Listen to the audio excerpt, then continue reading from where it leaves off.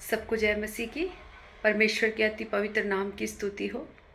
मैं धन्यवाद करती हूँ, परमेश्वर ने फिर से एक बार एक सुंदर अवसर दिया आप लोगों के साथ जुड़ने का। और मैं आशा करती हूँ, क्योंकि हम सचमुच आशा धरे हुए लोग हैं, मैं विश्वास करती हूँ कि आप लोग सब मसीह में स्वस्थ और अच्छे और आनंद से होंगे, क्योंकि सचमुच परमेश्वर के भवन में परमेश्वर की उपस्थिति में आनंद की भरपूरी है। जितना हम परमेश्वर के करीब जाते हैं, जितना उसे जानते हैं, जितना उसे एक बेस्ट फ्रेंड बनाते हैं, उतना हमारे जीवन आत्मिक जीवन में बढ़ोतरी होती है। हम सामर्थ्य से भरते हैं, हम सफलताओं से, हम एक असीम आनंद से भरते हैं जो केवल परमेश्वर की ओर से होता है। कोई मनुष्य हमें वो आनंद और शांति नहीं दे सकता। ऐसी असीम आनंद और शांति जब हम परमेश्वर के सन्मुख बढ़ते हैं, उसकी आत्मा में, उसके वचनों में, तो वो असीम सामर्थ परमेश्वर हमारे अंदर देता है। आइए हम सरों को झुकाते हैं, उस सर्वशक्तिमान परमेश्वर के लिए हम प्रार्थना करते हैं। सर्वशक्तिमान खुदा, हम आपका धन्यवाद करते हैं। धन्यवाद करते हैं पिता परमेश्वर, राजाओं के राजा, प्रभुओं के प्रभु यीशु नाथ से हम आपका धन्यवाद करते हैं। सेनाओं के महान यहोवा परमेश्वर, हम आपका धन्यवाद करते हैं। धन्यवाद करती हूँ पिता परमेश्वर, सचमुच खुदा जीविता परमेश्वर केवल आप हैं खुदा। आपने कहा मार्ग, सत्य और जीवन केवल मैं ही हूँ। सचमुच खुदा अनंत जीवन की ओर हमें ले जाने वाले केवल आप हैं पिता परमेश्वर।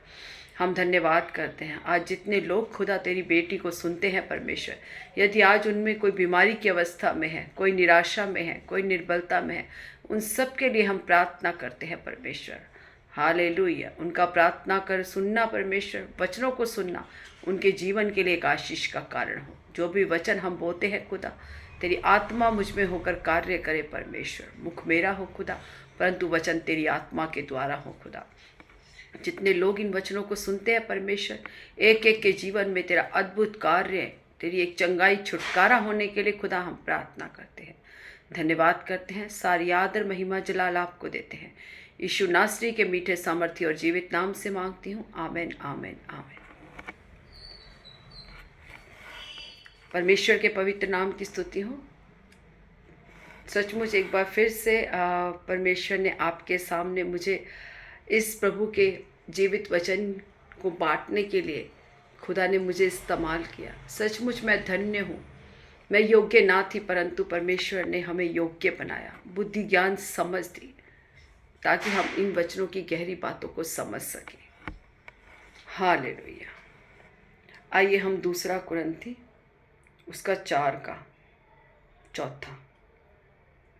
और उन अविश्वासियों के लिए जिनकी बुद्धि इस संसार के ईश्वर ने अंधी कर दी है, ताकि मसीह जो परमेश्वर का प्रतिरूप है, उसके तेजों में सुसमाचार का प्रकाश उन पर ना चमके।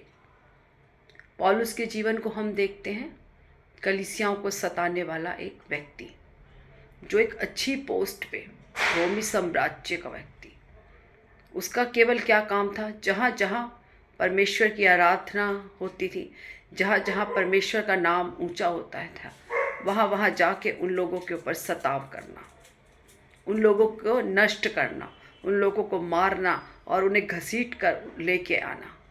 उससे उसको आनंद मिलता था। परमेश्वर के लोगों को मारने से, उनकी सेवकाई को नाश करने से उसे असीम आनंद उसके जीवन में प्रकट होता था। जब हम जानते हैं कि जब वो एक बार दमिश्क की ओर जाता है, जहाँ उसको समाचार मिलता है कि कई लोग परमेश्वर की आराधना, प्रार्थना, स्तुति कर रहे हैं, जब उनको वो नाश करने के लिए जा रहा होता है, तो अचानक वो अपने घोड़े से गिरता है और परमेश्वर का तेजों में प्रकाश उसके ऊपर पड़ता है, और एकदम से उसे एक आवाज़ सुनाई देती है, हे पौलुस, हे पौलुस, तू मुझे क्यों दुख देता है। एकदम से वो सचेत होता है कि किसकी आवाज़ है, परंतु परमेश्वर उससे बात करता है। उसके बाद हम जानते हैं कि उसका एकदम से उसका हृदय परिवर्तन होता है। वो परमेश्वर के लिए कार्य करने लगता है। उसका हृदय एकदम से बदल जाता है। जिस परमेश्वर के लोगों के खिलाफ वो योजनाएं बनाया करता था, उसी परमेश्वर के सुसमाचार को लोगों को बीच में बांटता है, उसकी सेवकाई करता है।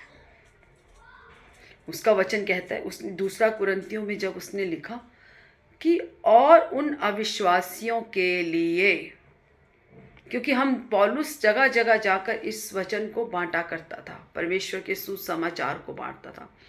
उसने कहा उन अविश्वासियों के लिए जिन्होंने परमेश्वर के वचन पर विश्वास नहीं किया, जिन्होंने इतने चिन्ह और चमत्कार देखने के बाद भी परमेश्वर के कार्यों पर विश्वास नहीं किया।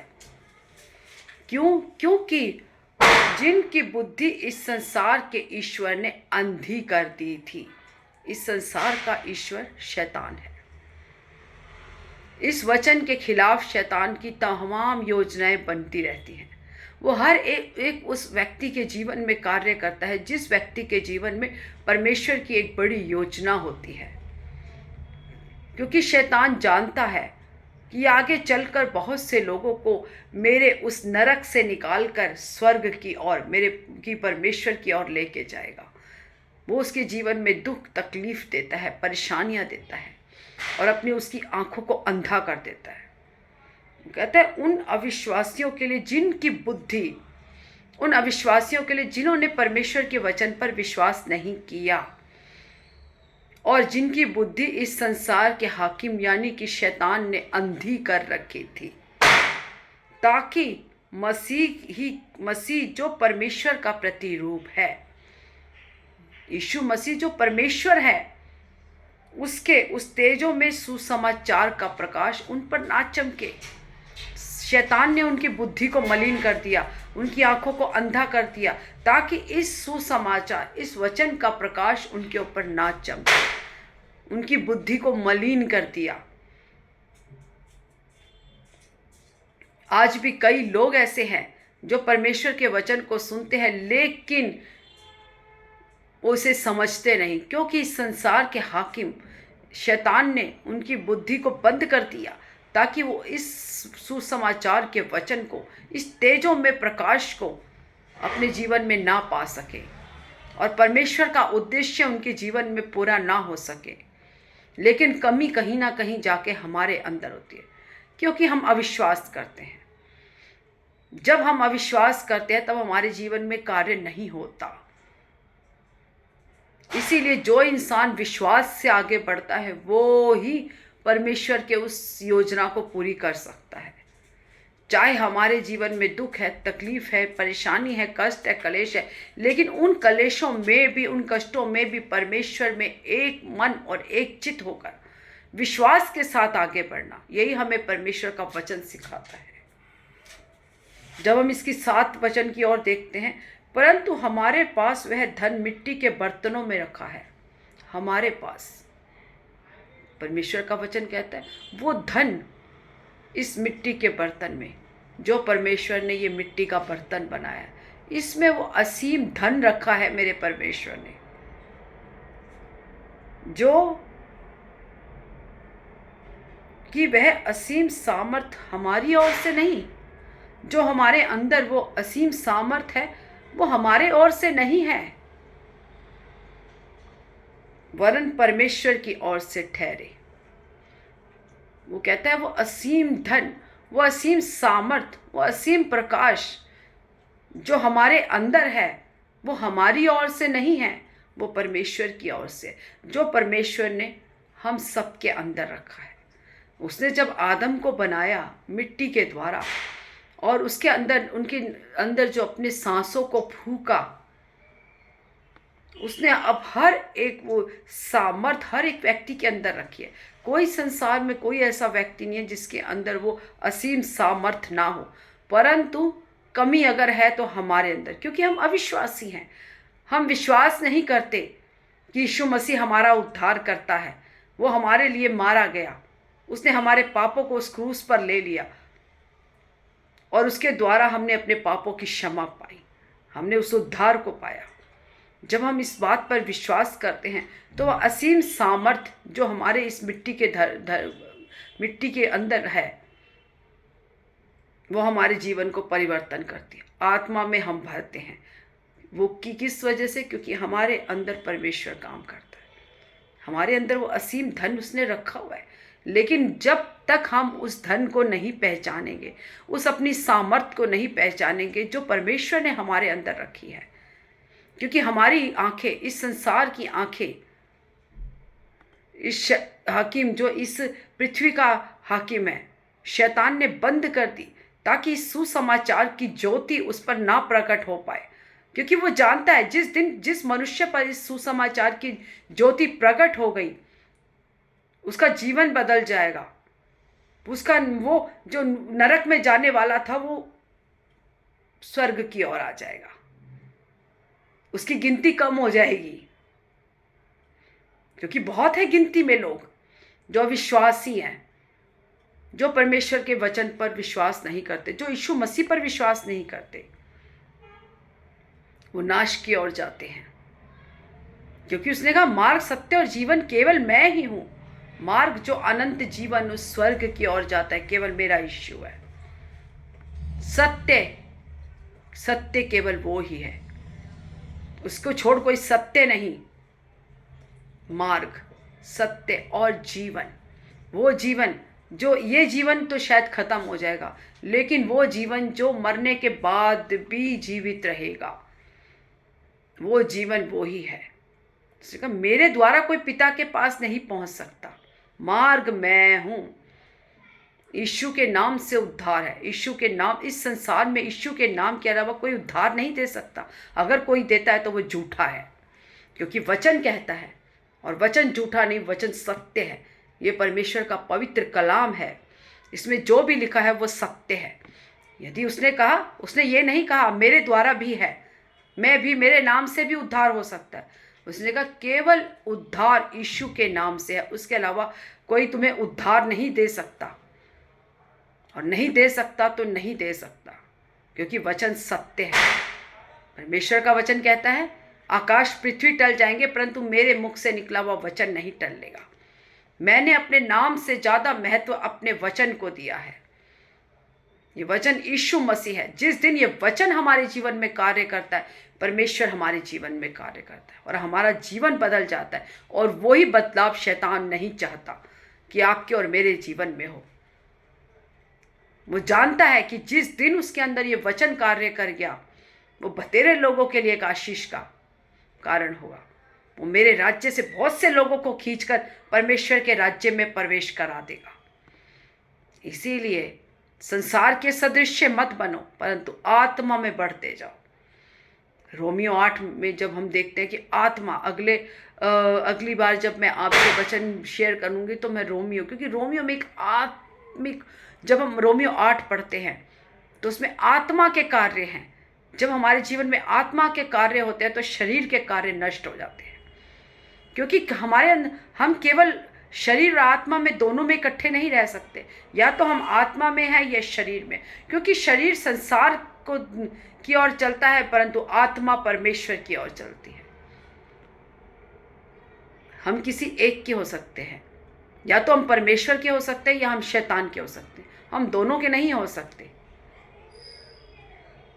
इसीलिए आप लोग आज जांचें कि आप किसकी ओर है। क्या आप परमेश्वर की ओर है जो एक अनंत जीवन हमें देता है, या शैतान की ओर है जो हमें नरक की आग में, जो अनंत काल तक हमारा शरीर उसमें जलता रहेगा, तड़पता रहेगा।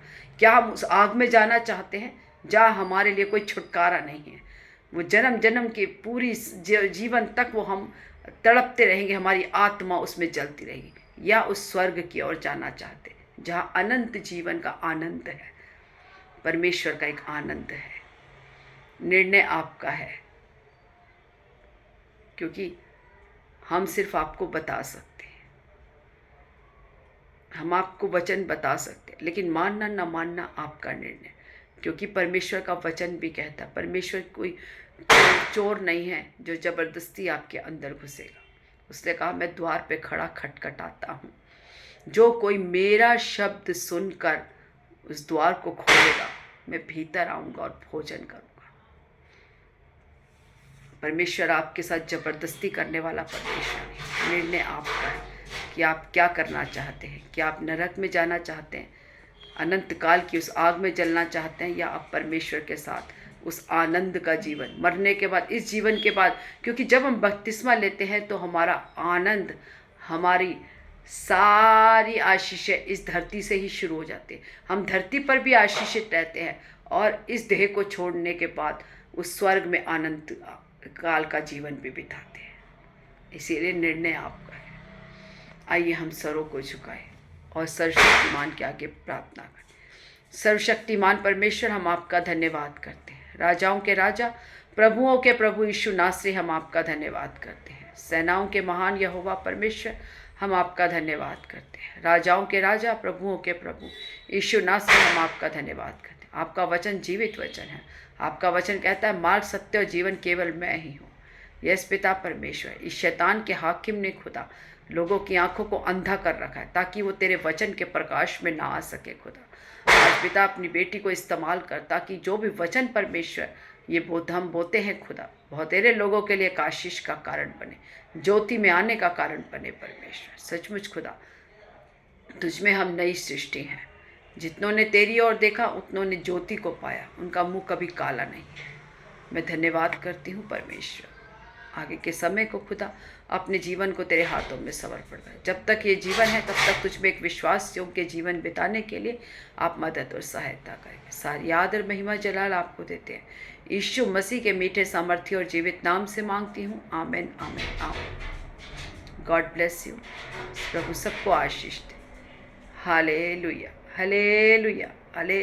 प्रभु यीशु मसीह की जय, प्रभु यीशु मसीह की जय, प्रभु यीशु मसीह की जय। बादलों पर जल्दी आने वाले खुदा तेरी जय। God bless you. प्रभु आपकी रक्षा करे। परमेश्वर आपके साथ रहे।